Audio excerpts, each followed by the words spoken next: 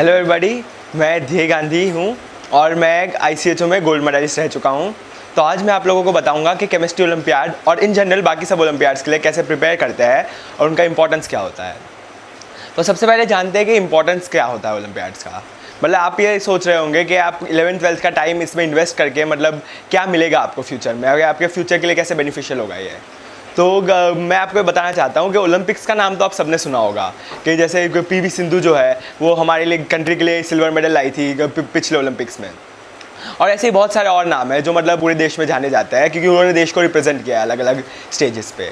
तो क्या आप भी चाहते हैं कि आप भी मतलब ऐसे स्कूल लेवल पे ऐसा कुछ कर सके, तो ओलंपियाड्स जो है वो एक बहुत अच्छा मतलब पाथवे है जिससे आप अपने कंट्री को इंटरनेशनल लेवल पे रिप्रेजेंट कर सकते हैं। ओलंपियाड्स में मतलब अराउंड 80 कंट्रीज़ के बच्चे आते हैं, तो आप इतने सारे बच्चों के बीच में इंटरेक्ट कर सकते हैं और उसके बीच में जब आप अपने कंट्री के लिए कोई मेडल जीतते हैं तो बहुत गर्व की बात होती है और पूरे वर्ल्ड वाइड भी रिकॉग्निशन मिलता है। दूसरी बात यह है कि आप अगर किसी फॉरेन यूनिवर्सिटी में प्लेसमेंट के लिए सोच रहे हैं तो ये ओलंपियाड्स का इंटरनेशनली बहुत वैल्यू है और इसके बेसिस पे आपको मतलब दुनिया की बहुत अच्छी अच्छी यूनिवर्सिटीज़ आपको एडमिशन भी देगी। जैसे मेरे को खुद MIT, शायद आपने नाम सुना होगा, मैसेच्यूसेट्स इंस्टीट्यूट ऑफ टेक्नोलॉजी, जो बॉस्टन USA में है और अभी इंजीनियरिंग के लिए वर्ल्ड में नंबर 1 मानी जाती है। तो उसमें मेरे को एडमिशन मिल चुका है और वो इसलिए क्योंकि मेरे को ओलंपियाड में मैं एक बार 10th में गया तब सिल्वर मेडल लाया था और 11th में जब दोबारा गया था तब मैं गोल्ड मेडल लाया था। तो चलो जानते हैं कि मतलब ओलंपियाड के लिए मतलब प्रिपेयर कैसे करते हैं।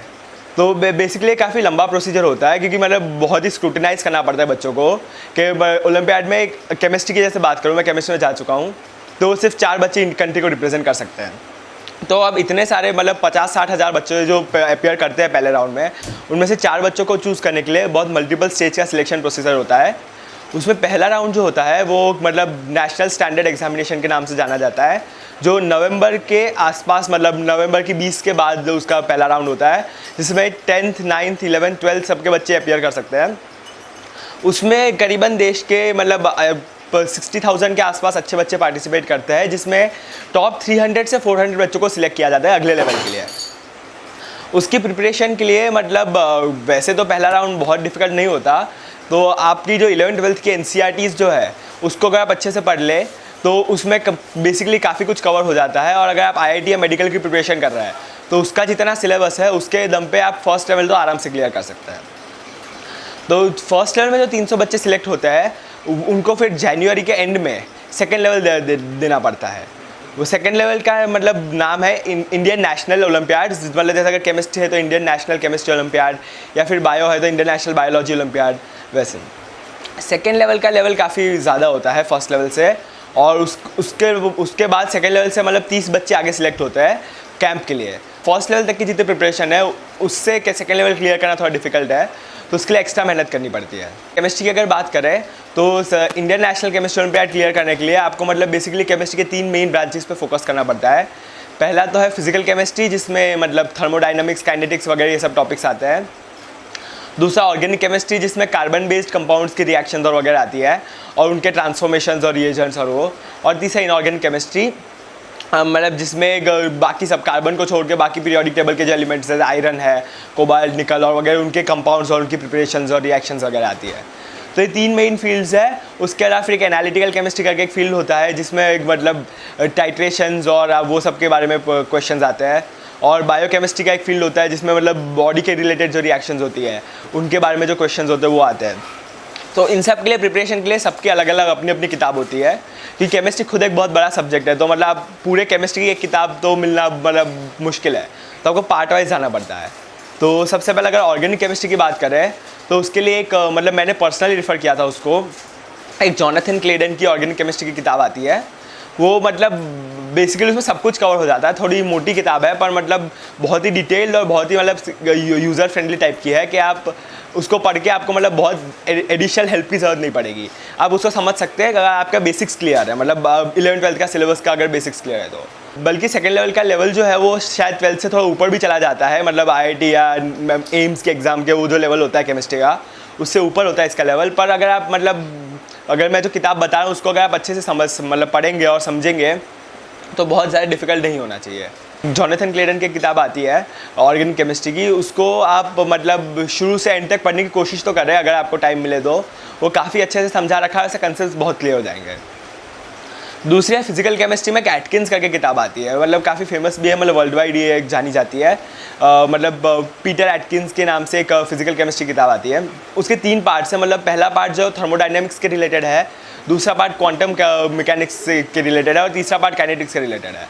तो अब सेकेंड लेवल का सिलेबस जो है वो क्वांटम मैकेनिक्स से पूछते नहीं है, तो आपको पहला थर्मोडाइनमिक्स वाला पूरा पार्ट अच्छे से पढ़ ले तो आपको उससे बहुत हेल्प हो जाएगी। उसके लिए थोड़ा मैथमेटिक्स स्ट्रॉन्ग होना ज़रूरी है, क्योंकि उसमें मतलब मैथ्स का थोड़ा बैकग्राउंड है। तो बीच बीच में वो लोग हिंट्स देते हैं कि मतलब मैथ के रिलेटेड, पर फिर भी आपको थोड़ा सा उसका बैकग्राउंड मैथ देख ले तो उसके बाद आपको मतलब वो पढ़ने में ज़्यादा दिक्कत नहीं होनी चाहिए। उसमें कंसेप्ट बहुत अच्छे से समझा रखे हैं। अगर मतलब टॉपिक्स वही है जो शायद अपने 11th-12th में पढ़े होंगे, पर डेप्थ बहुत ज़्यादा है, तो आप एक बार वो अगर डेप्थ में समझ लेंगे तो फिर वो टॉपिक में आपको दोबारा कभी प्रॉब्लम नहीं आनी चाहिए। मतलब जेडी ली करके किताब आती है और एक हुई करके किताब आती है। ये आपको पूरी पढ़ने की ज़रूरत नहीं है, कि ये यूनिवर्सिटी लेवल की किताब है, पर अगर आपको जो टॉपिक जैसे इंटरेस्टिंग लगता है, जैसे सपोज मतलब एक बार 2011 में INCHO में एक क्वेश्चन आया था बोरॉन कंपाउंड्स पे, तो मैं जब प्रिपेयर करा था तो मैंने उसमें जो बोरॉन कंपाउंड्स पे चैप्टर था वो वाला चैप्टर पढ़ लिया था। तो वैसे ही आप कुछ सिलेक्टेड चैप्टर्स उसमें से देख सकते हैं। और अगर ये सब किताब मतलब काफ़ी फेमस है, तो आप अगर नेट पे भी सर्च करेंगे तो आपको आराम से मतलब उनके बारे में सब कुछ मतलब इन्फॉर्मेशन मिल जाएगी। INCHO का जो पेपर होता है वो अप्रॉक्स मतलब 3 घंटे का होता है, और उसमें 5 से 7 मतलब रिटर्न क्वेश्चंस आते हैं, जिसमें सब्जेक्टिव टाइप के क्वेश्चंस होते हैं, पर ये बोर्ड के पैटर्न से बिल्कुल अलग होता है। इसमें आपको डेफिनेशंस नहीं लिखनी होती, बेसिकली कैलकुलेशन, स्ट्रक्चर्स और वो सब बनाना होता है।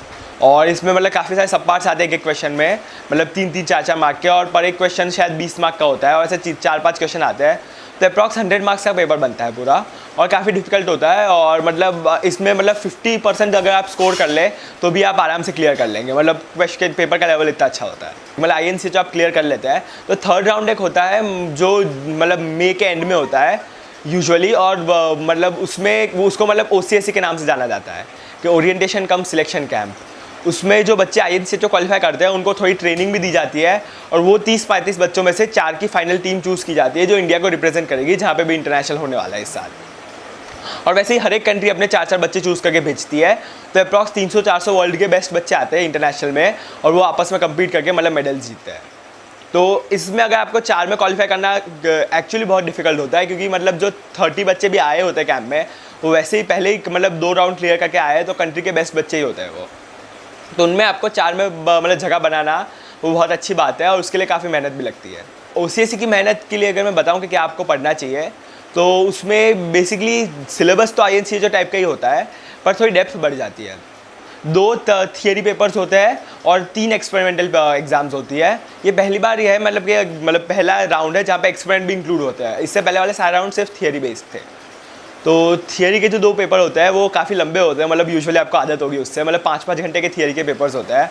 आपको एट अ स्ट्रेच बैठ के 5 घंटे लिखना पड़ता है, तो वो उसकी लगभग आदत नहीं होती, पर मतलब पेपर इतने मुश्किल होते हैं कि आपको पता भी नहीं चलता कि 5 घंटे कब खत्म हो जाते हैं। 7 से 8 क्वेश्चन आते हैं इसी फॉर्मेट में, मतलब 20-25 मार्क का अप्रॉक्स एक क्वेश्चन होता है, उसमें बहुत सारे सब पार्ट्स होते हैं 2-2, 3-3 मार्क के, और वो भी पूरा पेपर मतलब सब्जेक्टिव टाइप का ही होता है, और पेपर INCHO लेवल का ही होता है। तो मतलब INCHO लेवल से अच्छा होता है, पर क्वेश्चन उसी टाइप के आते हैं। तो उसके लिए अगर जैसे आपको अगर जानना है कि क्वेश्चंस कैसे हैं, तो आप पुराने INCHO के पेपर्स नेट पे मिल जाएंगे, वो आप सर्च कर सकते हैं, तो आपको क्वेश्चंस का थोड़ा आइडिया आ जाएगा। 3 एक्सपेरिमेंटल एग्जामिनेशन होती है, उसमें बेसिक 11th-12th का अगर आपने एक्सपेरिमेंट्स कर रखे हैं तो उससे काफ़ी हेल्प मिल जाती है। तो उसके अलावा कुछ और एक्सपेरिमेंटल एक्स्ट्रा स्किल्स होती है जिसके बारे में आपको थोड़ा आइडिया होना चाहिए, और वो स्किल्स के बारे में वीडियोज़ भी मतलब ऑनलाइन अवेलेबल है, तो आप मतलब उनको भी देख सकते हैं। जैसे कि एक टाइट्रेशन होता है, वो तो बेसिक सबको ही पता होता है, मतलब उसमें एक फ्लास्क लेते हैं, ऊपर से ब्यूरेट में से टाइट्रेट करके अमाउंट निकालनी होती है।